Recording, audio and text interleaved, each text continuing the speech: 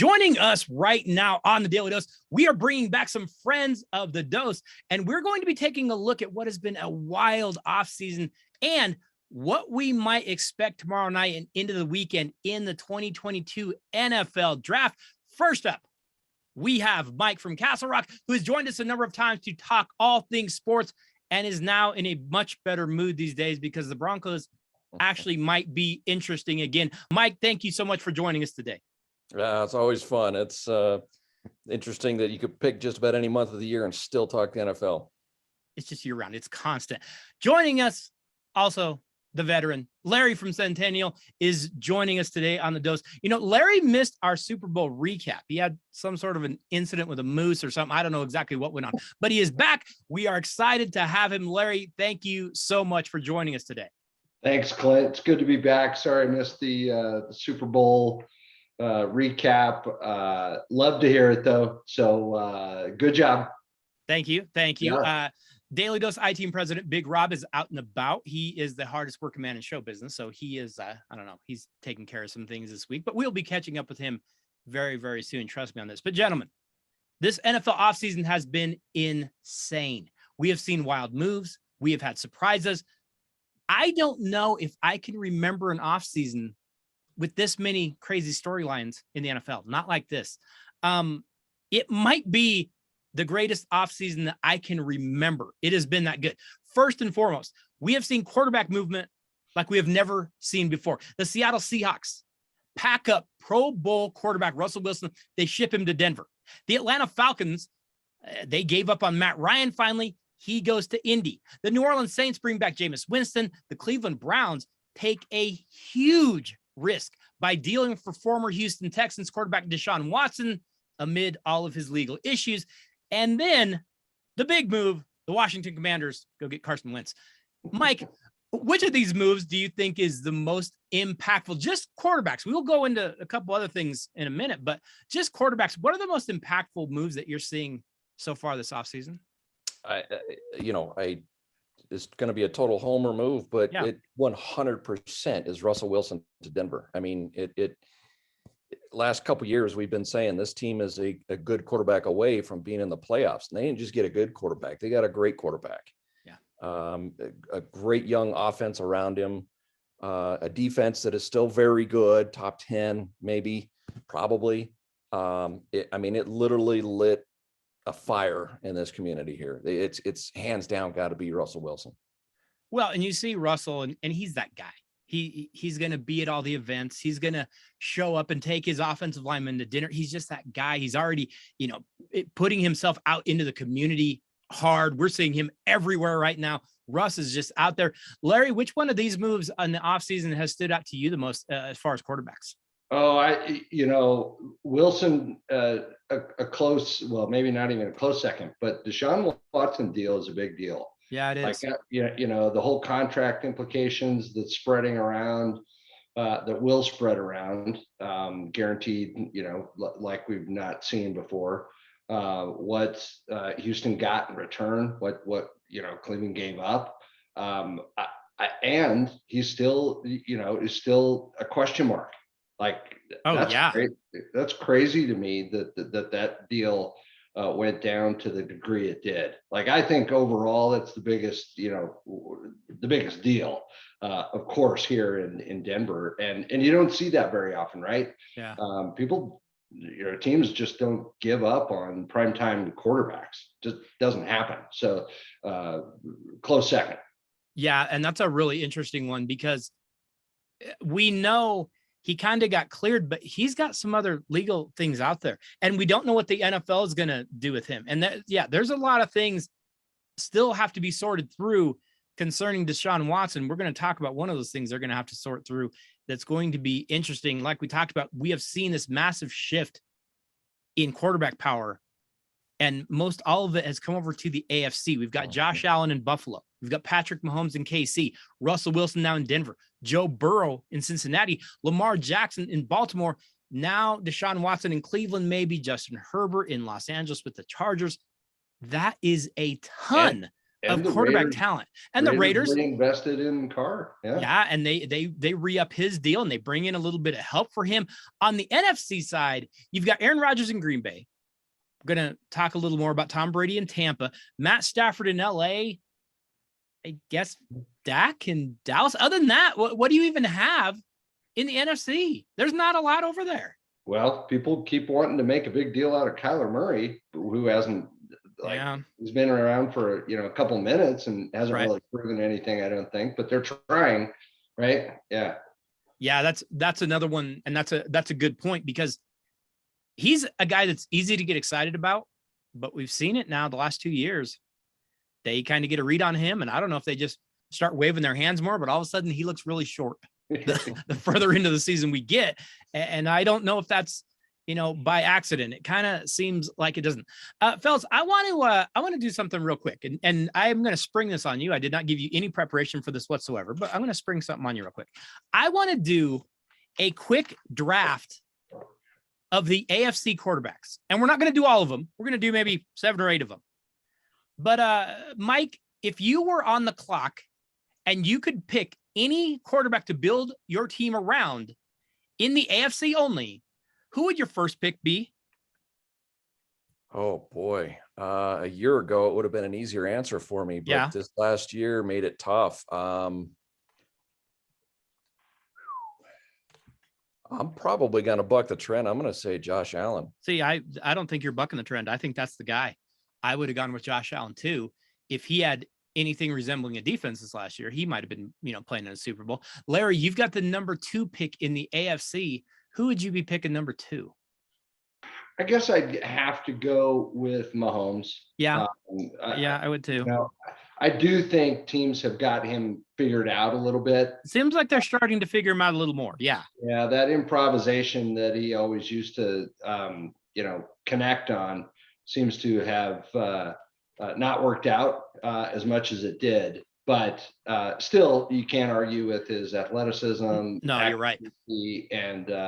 And intelligence. So I'd go with Mahomes. Yeah, I think I would go there too. I am on the clock at number 3. I'm going to struggle to do this because it's such a small sample size, but I'm going to go Burrow. I'm going to go Joe Burrow at 3. And I think he's that guy. I really do. I think he's going to be good for a while.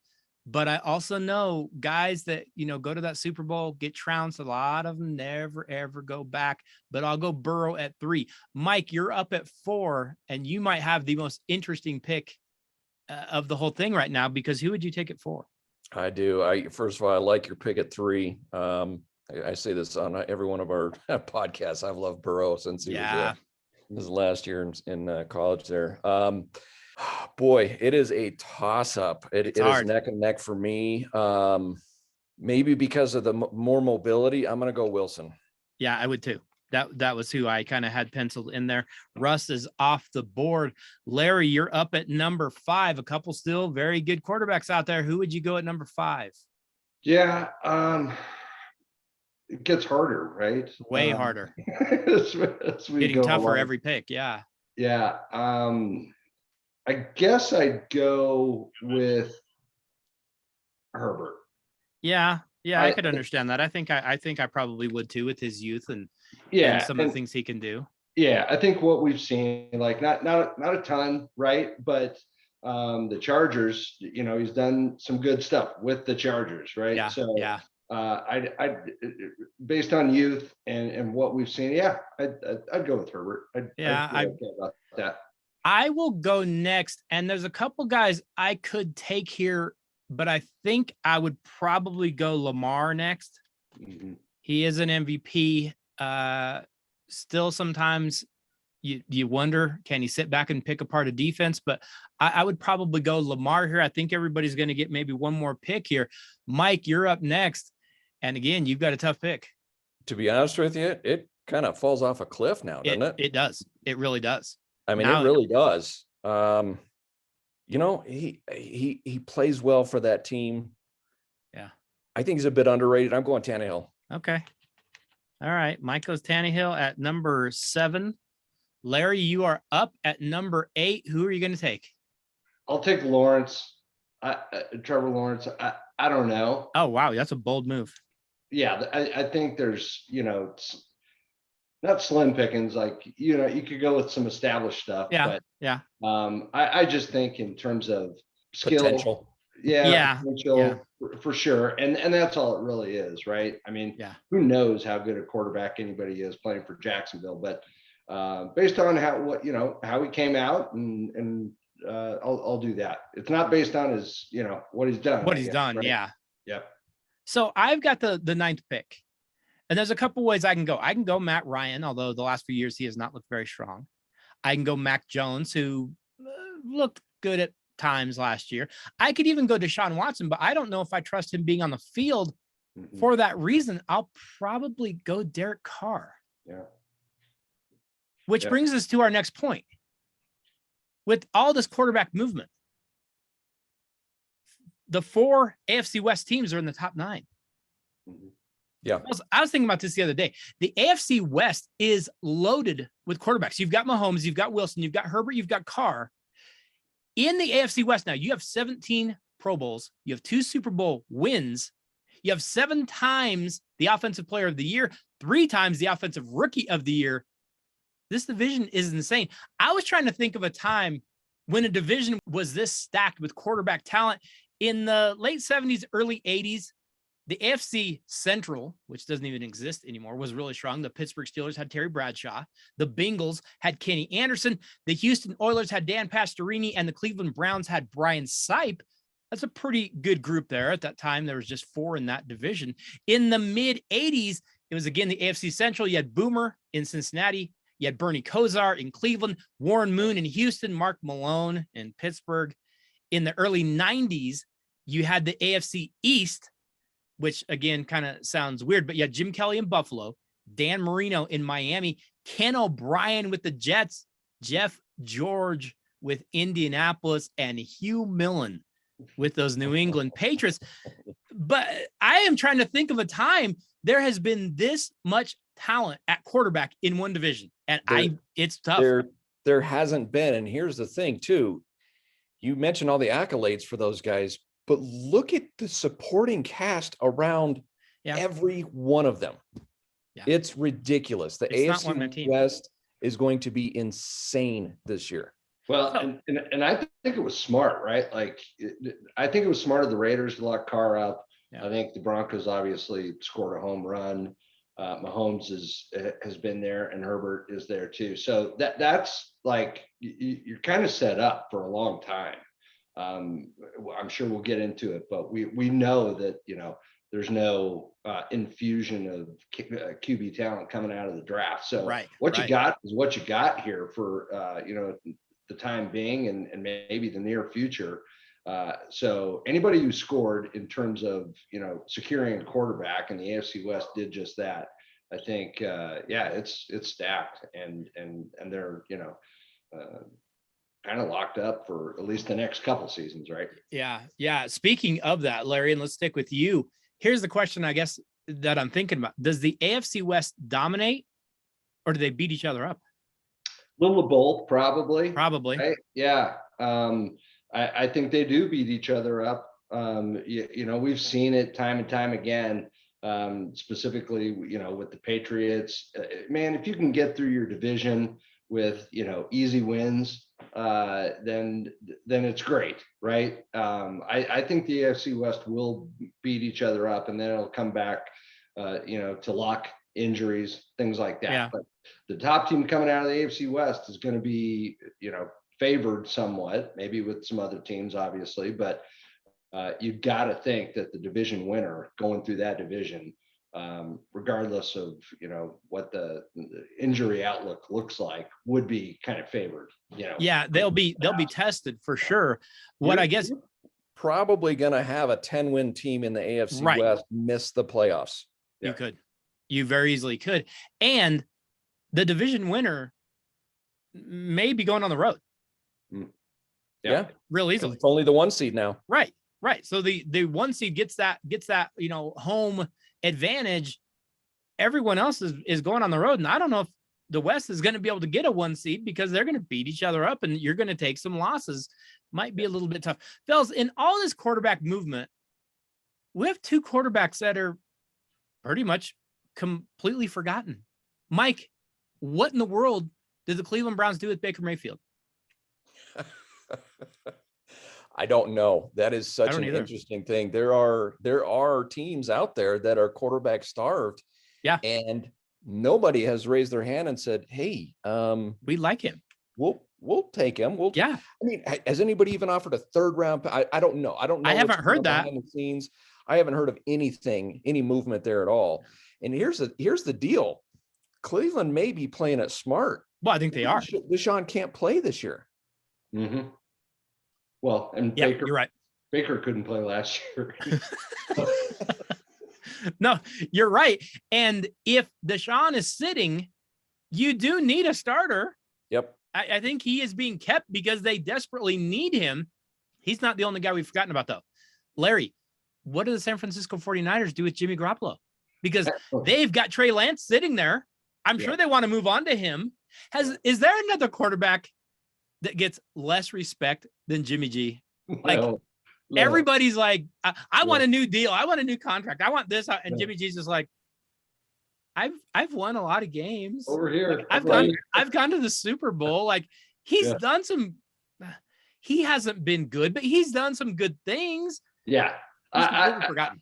Yeah, he has been forgotten, except for the the women of the NFL. Who love him to death. They love him. They love him. He's numero uno.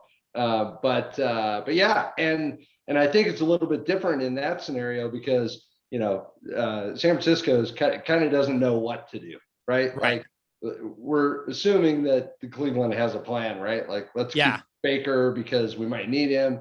But San Fran is just in a pickle. They don't know what to do. Trey Lance isn't ready, I'm sure. Didn't look like it. Yeah, and I would, if I'm them, I would have hitched my wagon to Garoppolo, for just to make a decision. And, but that's not the way it's turned out. So yeah, he is forgotten for sure. And I don't know what you do. It's got to be frustrating as a Niners fan because that defense is ugh. They have some pieces. I mean, they went pretty deep this year. Yeah. You had to come out of that year feeling like, hey, we're a piece or two away. And now you're going, are we going to implode because we can't figure out our quarterback? Which is interesting, right? Because, John Lynch and Kyle Shanahan have been kind of the, everybody's lauded them, right? For all the great things that they've done. But I don't, and I don't know what you're supposed to do. If you have 2 good quarterbacks and at least you have one and you have an opportunity to draft Trey Lance, you do it. And it just doesn't work out sometimes, but it doesn't feel like they're taking a hit for it. And maybe they shouldn't, right? I mean, they've done a lot of great things too. Is there any chance we could see them make a move with him during this coming draft and say, hey, we've got a package. How about we move up in the draft? We got a guy we want to go get. We'll give you Jimmy G. So I think that is definitely a possibility. The Los Angeles Rams win the Super Bowl. They have a number of free agents, but they go out, they sign Bobby Wagner, they sign Allen Robinson, they give Matt Stafford a huge extension. The Rams are spending money like drunken sailors on leave, and they're going to be in the hunt to repeat again. Mike, we haven't had a repeat Super Bowl champ since 2004. That's when the Patriots did it. The Rams are at least having a shot, aren't they, this year? Well, sure. I mean, it at least to come out of the NFC because it is, as we were just discussing, it is so open, much less top heavy than the AFC. So yeah, they have a good shot. They absolutely do. I can't believe the way they have gone out and attacked this thing. You're thinking, well, they're going to lose a bunch of people. And don't get me wrong. They've lost people. They've lost Vaughn and they've lost a few. They're still going out and getting people, though. They are being very, very aggressive with the way they are defending, I guess, their title. And I kind of like what they're doing. They're going to be something to deal with over there. But one team that will be standing in their way is those Tampa Bay Buccaneers, who, after losing to the Rams in a very tight game in the postseason, it was announced Tom Brady was done. He was hanging it up. He was retiring, never to play again.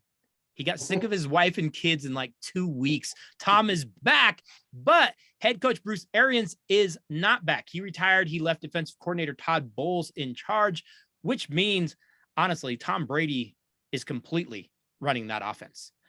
They re-signed Chris Godwin. They keep Leonard Fournette. Larry, with the NFC in the state that it is, the Buccaneers are a big-time contender in that NFC. And I have to think Tom Brady wants to go out on top, doesn't he? Well, for sure. That's what he wants to. He wants to win, right? I mean, you don't get where he is and retire and then decide you want to come out from retirement if, you don't, if that's not your ultimate goal. He's For not sure. just out there because he doesn't have anything else to do, right? Yeah. And they'll be in it. I know Arians. I think he's going to be a bigger loss than people think.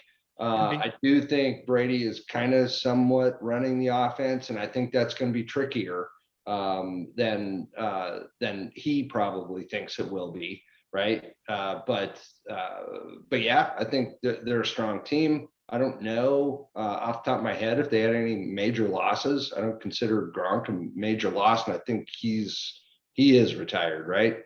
Who knows? Yeah. He'll get drunk and come back. I don't know. Yeah. But yeah, and I really think that, I think Fournette is great, a great keep. I think he does more to stabilize that offense than maybe people think, but yeah, you're right. So they're going to be in it. Yeah, for sure. One team that we don't usually talk about, at least we haven't the last, few years, and that is the Miami Dolphins. They just missed the playoffs last year. They go 9-8, but remember this, they finished the season by winning 8 of their last 9.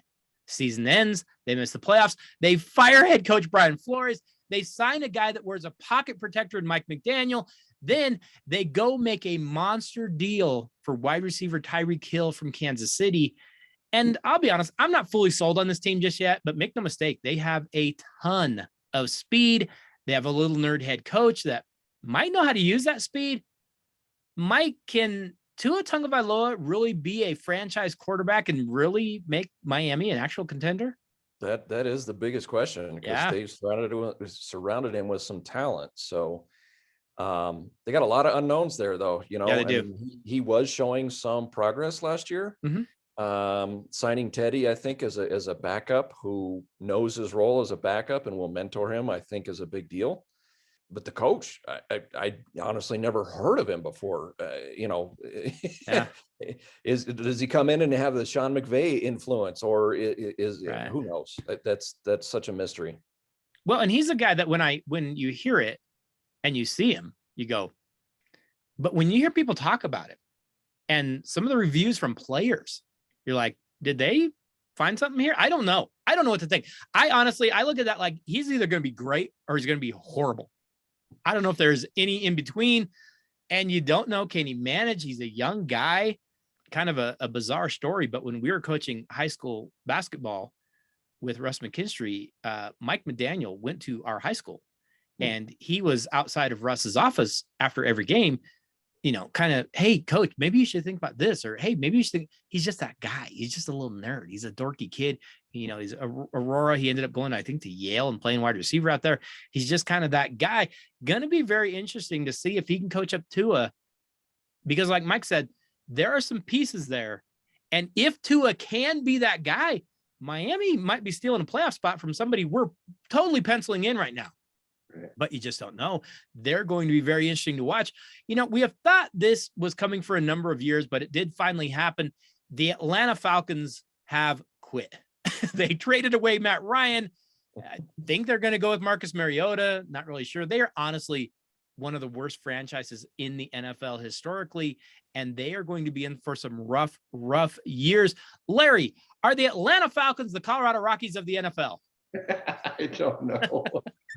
Yeah, I think, and I don't know anything, right? But it's hard. More than they do. It's hard to think about Atlanta actually competing, because again, I mean, it's not on the Russell Wilson type, level, because Matt Ryan is beyond, his prime, but you really, you don't give up on quarterbacks if, because you just never know what else you have. And he knows the system, is a good quarterback, but they chose to move on. So you got to be thinking that they're, in line for, bottom dwelling and better draft picks next year. And so you might, be entirely right. They may have quit already. Yeah. The tanking begins in Atlanta. And I mean, why not? I guess you're not doing anything anyways. Yeah. But they got nothing for him. No, they didn't. Yeah. They wanted to get rid of that money. When I saw that trade, I was too. No, they didn't get much for him. I think they gave, Indy a quarterback that maybe he'll fit what they want to do, but yeah, they didn't give much for him. And it's not like you go, okay, well, we got rid of our franchise guy, but look at all that we, accumulated for him. Yeah. What did you get? Like a third rounder? You didn't really get anything. Indy won that trade. Big. Ryan, you put him behind one of the best offensive lines now. Yep. Yeah. And that's what he was lacking in Atlanta. Indy won that trade hands down. Yeah. And you'd had to do that, right? I mean, that's the only way you even do the deal. Because he can't move around. He's right. He's getting killed every day. Yeah. So like they had no reason, I guess, to keep him. You might as well just, it's funny because you'll have a team, even like the Broncos, and you'll see the Broncos go out and they'll flounder, the last few years. And you'll hear people go, just burn it down.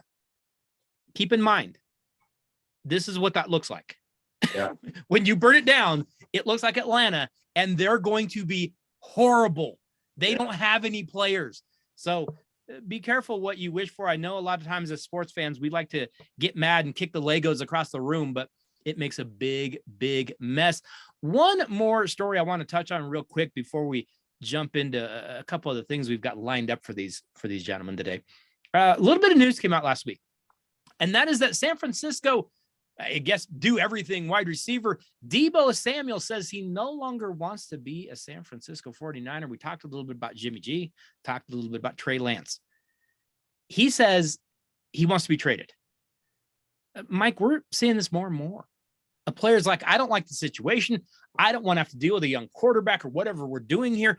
I want more money. I want out. I want to go somewhere else. I want to take my talents to another place.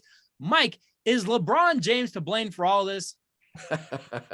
Well, I don't know about that. It is interesting, and it's not as widespread as some of the other leagues, NBA. Right. Exactly. As far as the inmates running the asylum, but I don't know. I don't like it. Is he fearful of the upcoming quarterback? I mean, the only statement I heard was that he doesn't want to be, he just wants to be a wide receiver, not a do-it-all guy. I don't know why, but whatever. Yeah. Because that guy is such a dangerous weapon. I enjoy watching him play so much. But I mean, we're getting a lot of me first guys and not team first. So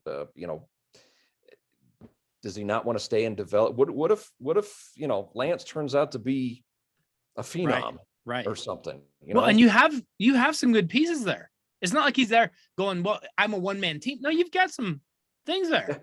Yeah. I don't quite understand that. And I know he's in the final year of his contract. I get it.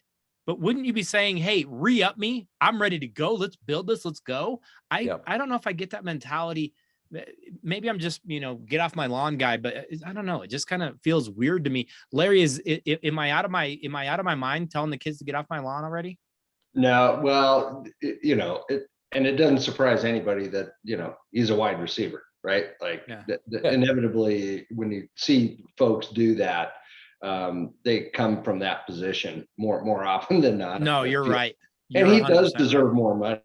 Yeah. So if that's what it's all about, then, go that path. I don't know that San Francisco isn't willing to renegotiate, but then when you see and hear what, the demand is from him, if that's his negotiating tactic, he kind of probably needs to go back and figure out what, has worked in the past. Yeah. Right. Because just trading him, if that's what he really wants, like, back to what you said before, be careful what you ask for. Right. Right. And I think also to your point, they've got good pieces there. Are you a guy that wants to grow up with the team and have great success? or are you a guy who just wants out? And we don't know if it's really because of the money or if he thinks it's not a good fit. But it just doesn't make a lot of sense. I mean, you sit there and go, okay, we'll trade you. We'll trade you to Atlanta. We'll Yeah. trade you to Detroit. Right. And be careful, what you wish for. Gentlemen, looking at this offseason, we've had big movement. We know the draft is coming. We'll see who gets better there. But I want you to think about some of the teams who really stand out to you as having improved this offseason. Who would you look at and say they're on the rise? They got better, or maybe they were already good, but they, took another step. Mike, are there any teams kind of standing out to you that you're looking at going into the season and going, oh, that team got better? Yeah, well, absolutely. It's our hometown team, Denver Broncos. I mean, they're in the talk right now for a minimum of playoffs, if maybe even hunting for the division, which we've been playoff dry for, I don't know, 5-6 years, however long it's been, too long. I think we were just talking about this. I think Indy got better. I do too. They got a much better quarterback. They already have one of the top running backs in football. Yeah. Very good offensive line, a very good defense, underrated. I think Indy improved quite a bit.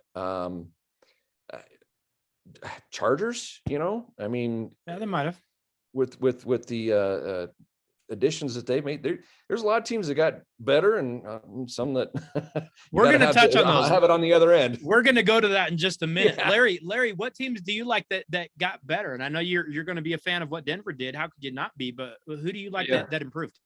Well, I think can you get better by getting, like, Pittsburgh got better, right? Because Ben Roethlisberger. Sort of, kind of. Addition by subtraction. Right. The Rams got better. I think the Rams got better. Beyond that, I don't know that there were any major, differences with teams and what they did in the off season, other than the Rams, just by signing, those free agents. So, top of mind, Rams got a little better. So, I think we're talking about, kind of small changes, but yeah. Right. I'm going to throw it. Cincy did a pretty good job too of shoring up their biggest weakness. They went and got some offensive line help, and we know that was their Achilles heel. Mm-hmm. Almost literally. But I think they shored up some things there. I like what they did. A team that I'm kind of looking at, it's a team that we picked last year to go to the Super Bowl. Buffalo went and got Von Miller. Tell me Von wouldn't have made a difference against Kansas City last year. You need one stop. Yeah. Hey, Von still has some gas in that tank. You're going to have a hard time convincing me that he isn't still especially in a postseason game, pin your ears back and go. Von might change Buffalo a little bit defensively, kind of like that. Okay, let's go to the other side. Mike, who do you like that? Or I guess who do you not like? What are the teams that you feel like they maybe got a little bit worse this offseason? Oh, for sure, Seattle. Yes. You can say it begins and ends with Wilson, but look at the leadership they lost in Wagner. Yeah. I mean, that team's going to struggle for a bit. Seattle got bad. We talked about Atlanta. Good Lord. Bad. Not by much. And there's still a couple guys out there, maybe a potential trade here and there in the draft. Who knows what's going to happen? Not by a lot, but Kansas City took a step backwards, I think. I think they have to, don't they? You can't lose Tyreek Hill and just not feel it. He's special. Right. I'm not a Tyreek fan, but he is a special player. He is a freak of nature. Yes. You are going to feel him being gone. Larry, what about you? What teams are you looking at got worse?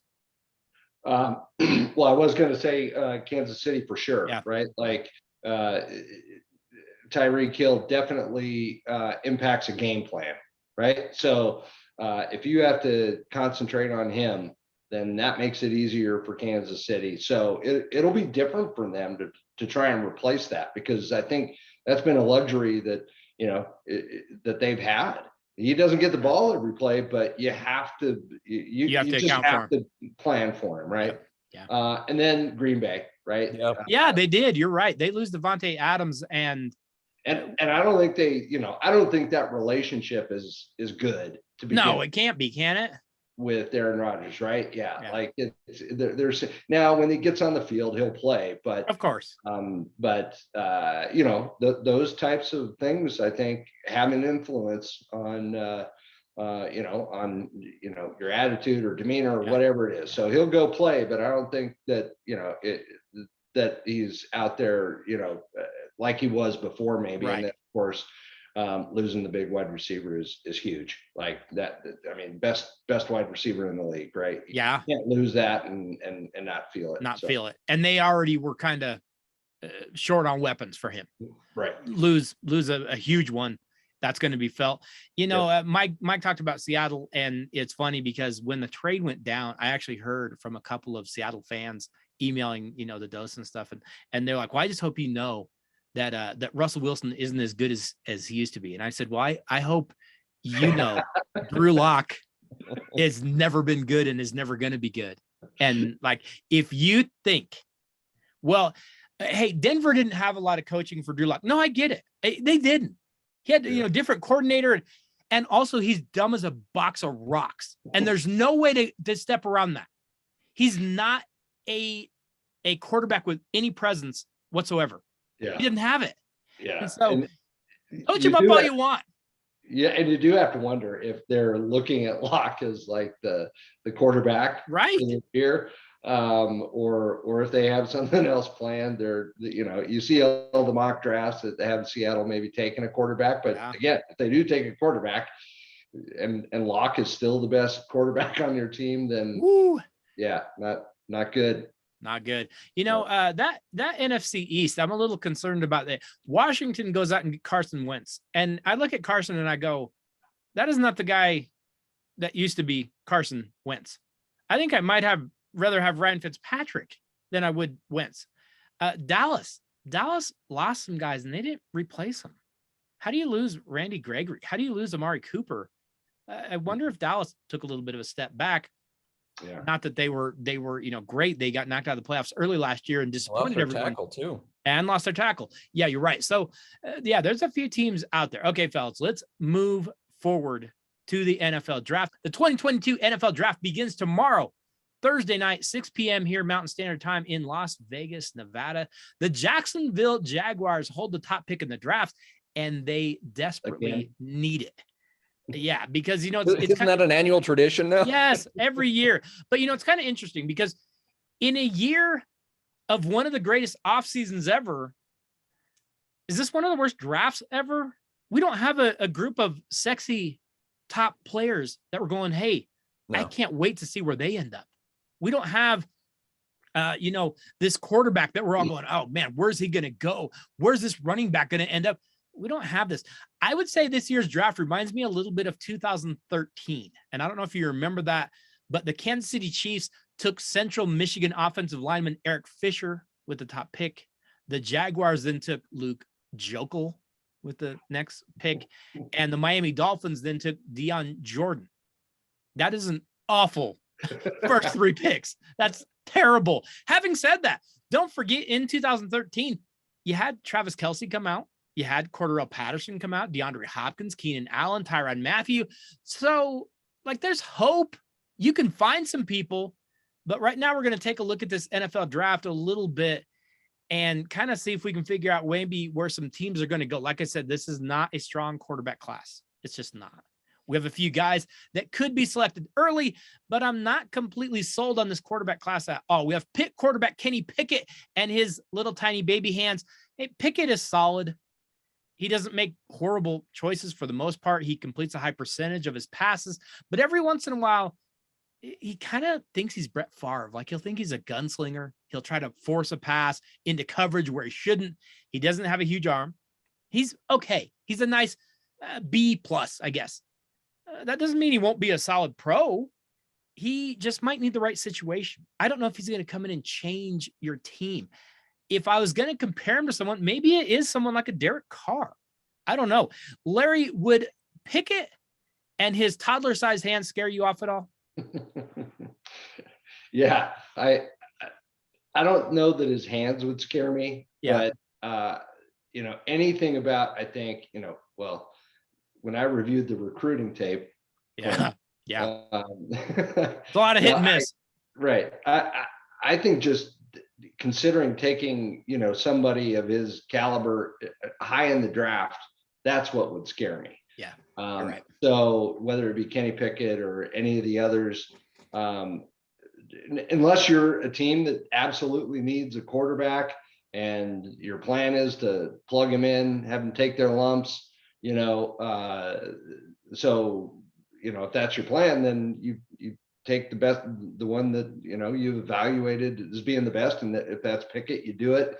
But yeah, I think anybody would be nervous taking them in the top of the draft. Yeah, I would be real nervous. Next up, we have Liberty quarterback Malik Willis, who does have a big arm. He's a really capable scrambler. He can make plays with his legs. So maybe Willis is going to be the hidden gem in this draft. And yet he's not a very big guy, 6 feet tall. There are times he doesn't see the field all that well. And there's also the question of what kind of competition did he face at Liberty? Like, he didn't see the best of the best. He's going to take some time to develop if he is going to be an NFL passer. I'm not sure he's a first-round talent. Mike, would you take a shot in the first round on Malik Willis? No, I wouldn't take a shot in the first round on any of these guys. I wouldn't either. In 90% of every other year's drafts, none of these guys would be ranked as first-round quarterback. They're actually not ranked as first-round quarterbacks here anyway, but there's going to be 2 or 3 taken. Yeah. So, for sure. It's such a quarterback desperate league. Yep. I don't, of all years to be trading away our top 10 pick, I'm okay with it this year because I'm fearful of them taking a quarterback and that'd be reaching way too high. Yeah. So I just, I don't know. Is that the big drama of this year's draft? Maybe. Yeah. What's the over under 3? I don't know. Well, I'm going to set that in just 1 second. I'm going to set that. We also do have Ole Miss quarterback Matt Corral, who to me might be the most intriguing of the group. I like his competitiveness. I like how athletic he is. Sometimes he makes bad choices. Sometimes he tries to do too much. He doesn't take care of the football well enough. I think Corral is worth a look on day 2 or day 3. Yeah. Having said all this, I'm going to set the over under on quarterbacks taken in the first round at 2.5. Ooh. Larry, are you betting the over or are you betting the under? You had to put I'm betting the over. You're going over. I'll bet 3 at least. Okay. Yeah. Mike, over under. Yeah, I'm thinking 3. Oh man, it's terrible. Here's the weird thing is and I don't remember it being like this in recent history either. There's 8 teams that have 2 picks in the first round. Yeah. And we're going to talk about 2 of them. They've got picks in the top 10. Yeah, well, and both New York teams. Right.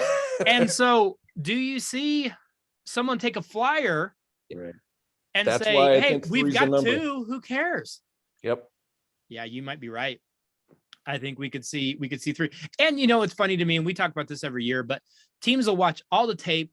They'll watch them for 3 years or whatever, 4 years. And then they'll go, I mean, he's okay. But did you see how high he jumped at the combine? Who cares? Can he play? I don't care. I just want to know if he can play. It's just amazing how excited they get on draft day. Yeah. Like they lose, they lose their mind. They lose their minds. Yeah, for sure. Literally happens all the time. Happens every year.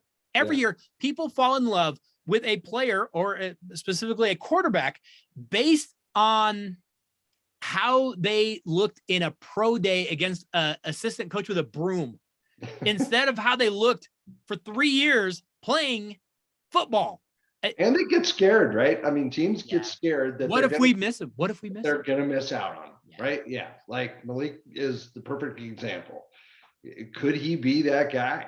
And well, the only way you're going to find out is if you take him, right? And you don't want somebody else to take him, so you end up taking him, right? They just get all excited and nervous and forget, what they put a year into. Yeah. Here's the John Ross syndrome.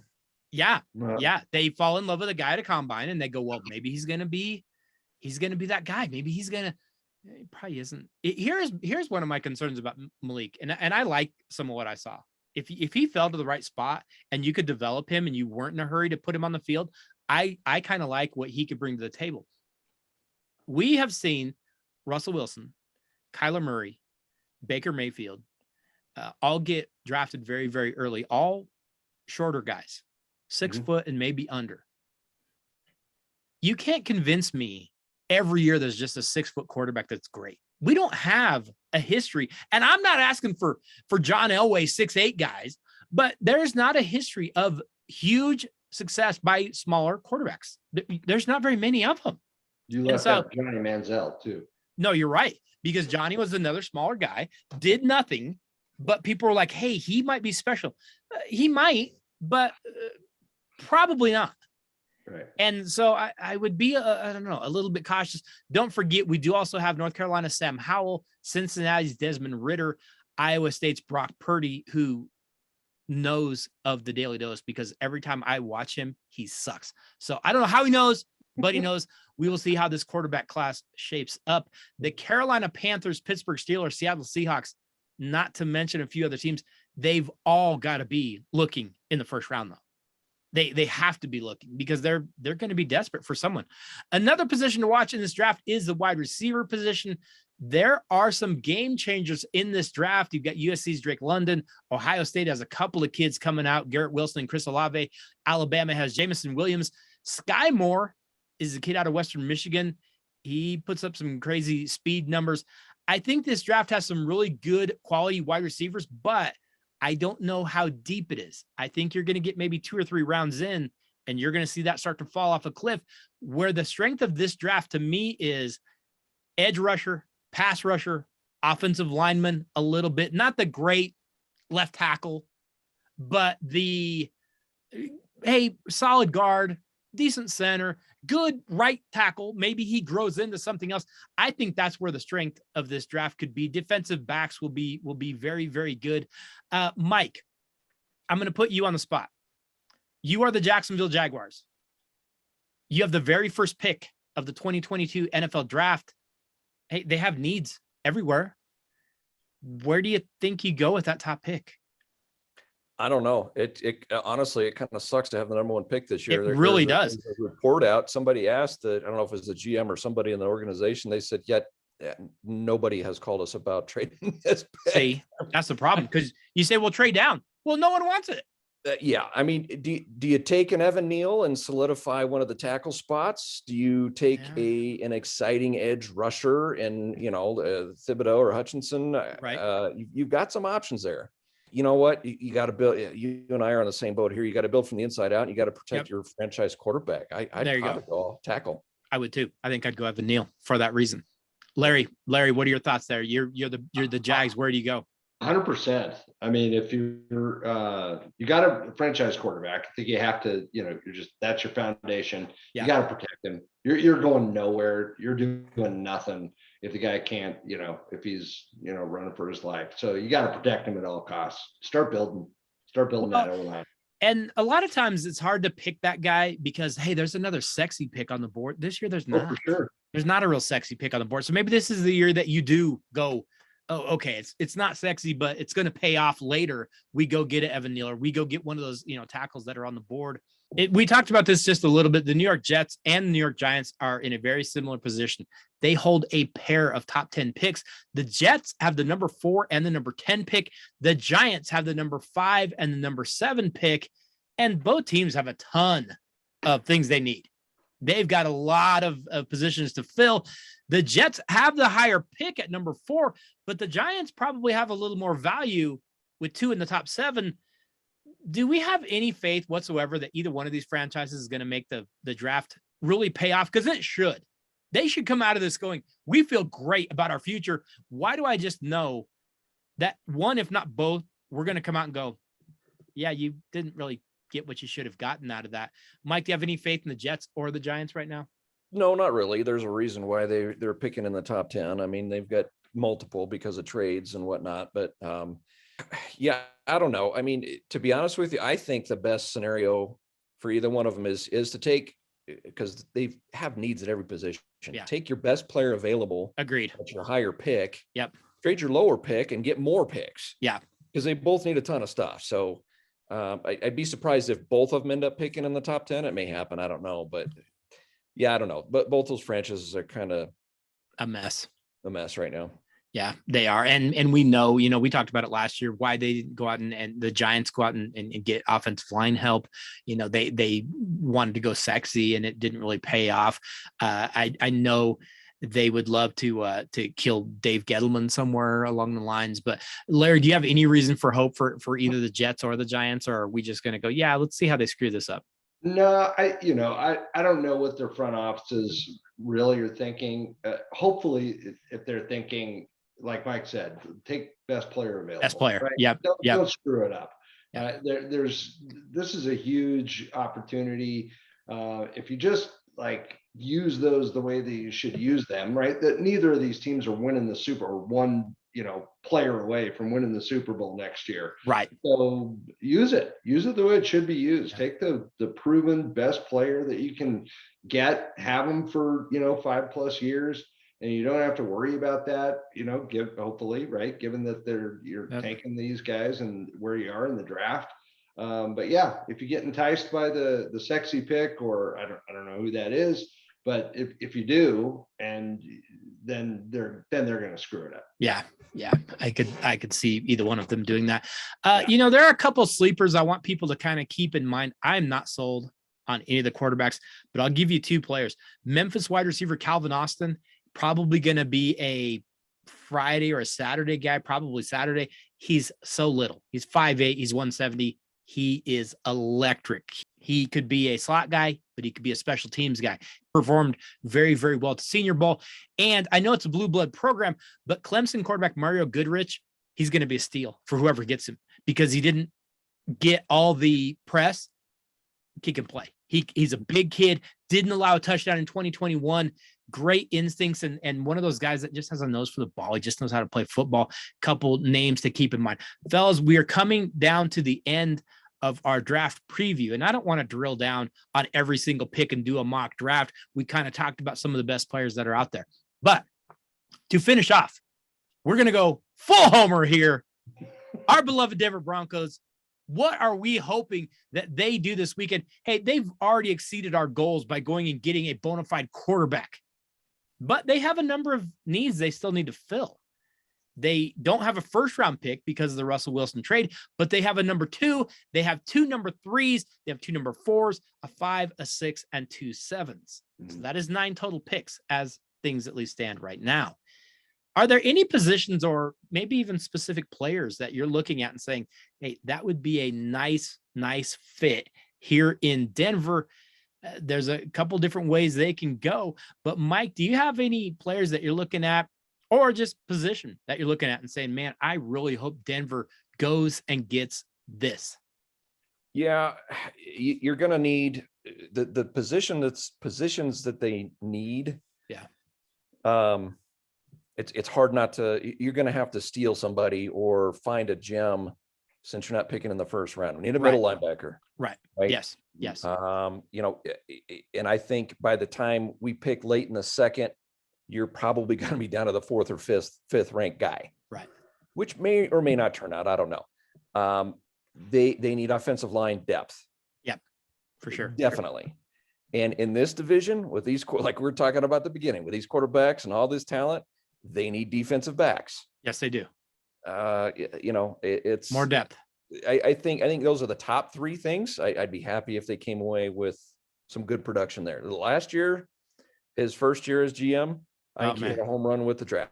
George Payton hit everything that you'd hope for. You got Patrick Surtain the second. You got Javonte Williams. Yes. Both Baring Browning and Jonathan Cooper showed promise. So did safety Caden Stearns, who was 4th or 5th round. Some very, very positive things.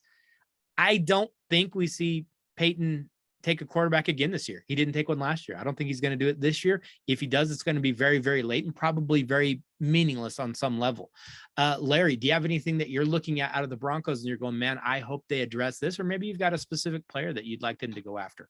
Yeah, I don't know that I have a specific player. I think we can all agree, right, that we at this stage, I think Peyton did as well as he possibly could last year too. So I think, but the problem now is that these guys that he picked are all young. Do we really know whether they can, their second year come in and do what we think and want them to do? Right. Totally agree with Mike. Like, when was the last time we had, an Al Wilson? We really need that linebacker. Right. And I know the game's changed. You got to have somebody that can cover the tight end, all that kind of good stuff. Which brings me to the tight end. I think we absolutely need that. Now, I don't know if it's Alberto. I don't know if we draft a kid out of CSU Hey, I saw that kid up close in person up at Fort Collins. Trey McBride is a local kid. He is a Fort Morgan kid. Went up to Colorado State and was dominant up there. And that kid has a motor. He goes hard every single play. I would love to see him in a Bronco uniform. I just don't know if he's going to be available when they could get him. Right, exactly. So can do you trade to get him? But to compete in the way we need to, you got to have that guy. You got to have that tight end for sure. And if he's the guy, and I think he might be the only tight end in the top at the top of the draft. He looked like the best. Which might be why he goes really early, right? Yeah. So it might not be there, but you can't just hand the job to Alberto just because. Well, he's got to stay healthy too. He's been banged up himself. Right, you got to have competition, so they got to find somebody to compete with them to push him. Because I don't know that he is that guy, the game changer that it seems like the other teams in the AFC West have. So, fellas, are we good with being the Walmart Broncos? Is everybody comfortable with being the Walmart Broncos? How are we feeling about Walton buying the team? When I go to the concession stands, I need to check myself out. I don't know. No, they'll have greeters. But you will have to check yourself out. So here's the deal.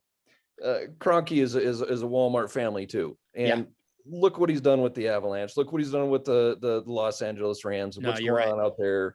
I'm okay with it. Yeah. I'm okay with it. If it's the same mindset, it's the same family. That's the key. That's the key mindset.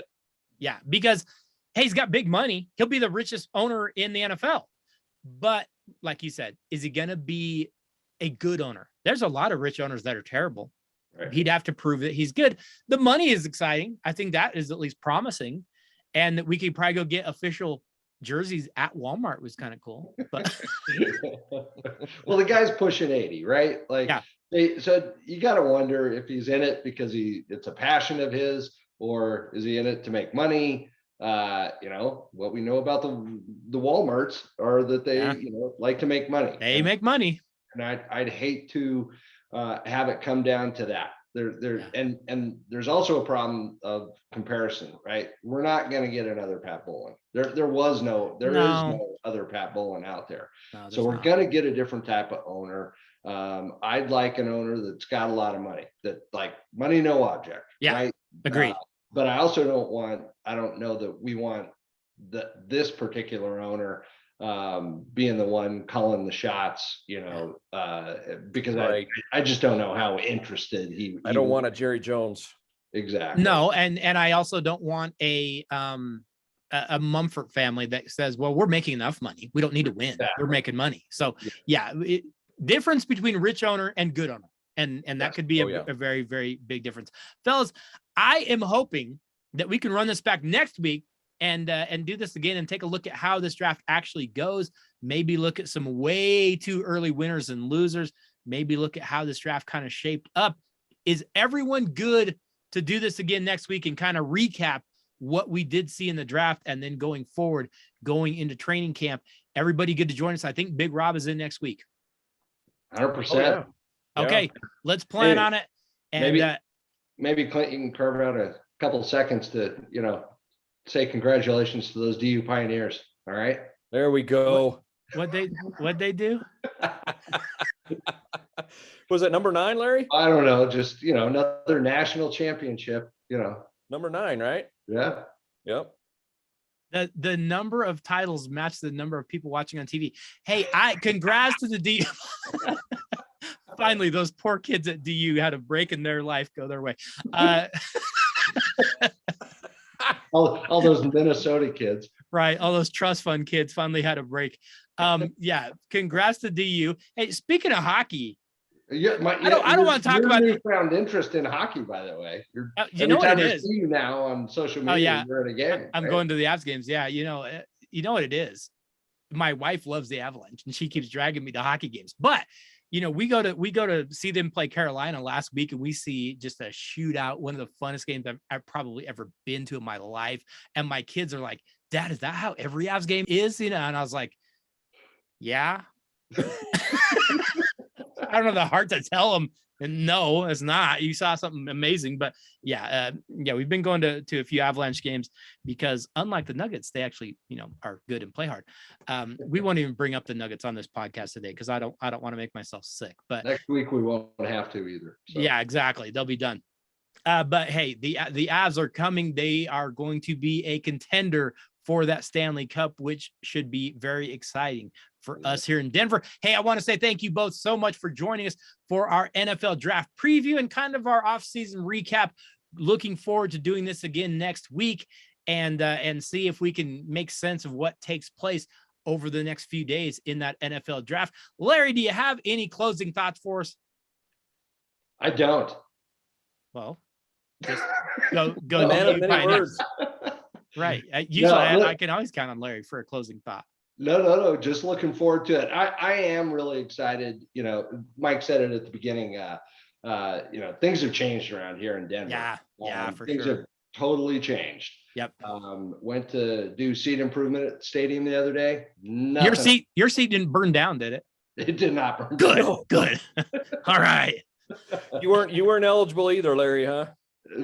Well, there just wasn't anything there, and that is different than the other years. Like typically there's something here, there, but there was nothing there. And so things have changed around here. Totally looking forward to the draft. I know it's not an exciting draft, but no, it's not. It may be one of those where we see a lot of teams moving. Yeah. And that is kind of fun, trades, evaluating trades, see where people decided to either move up or move down. So from that perspective, it'll be interesting. Yeah. And no, you're right though, because it's not a great draft year. I'm going to be glued to it because it's drama. You don't know what's going to happen next. Mike, you got any closing thoughts for us? Well, I got a not so bold prediction for the draft. Okay. I'm going to guess for the first time in a long time that there's not an offensive skill position taken in the top 10. Ooh, that's an interesting pick. Well, that's true. We didn't really talk about too many running backs, right? Are they even a thing anymore? No, you'd be looking at wide receiver or a quarterback taken way too early. You're going to get real nervous on one of those second Jets or Giants picks, and you're going to get real nervous on those Carolina Panthers because they might go get a quarterback way too early. Right. Seattle will be touch and go too. Going to be very interesting. The NFL, the only league where we would rather watch them pick teams than your playoffs. But that's just how the NFL rolls. We would rather watch that than watch the NBA playoffs. Stanley Cup will be here, but everyone will still tune into the NFL because that is just how it is year round. Fellas, we will run this back next week, but thank you both so much for joining us today. Thanks, Glenn. Always fun.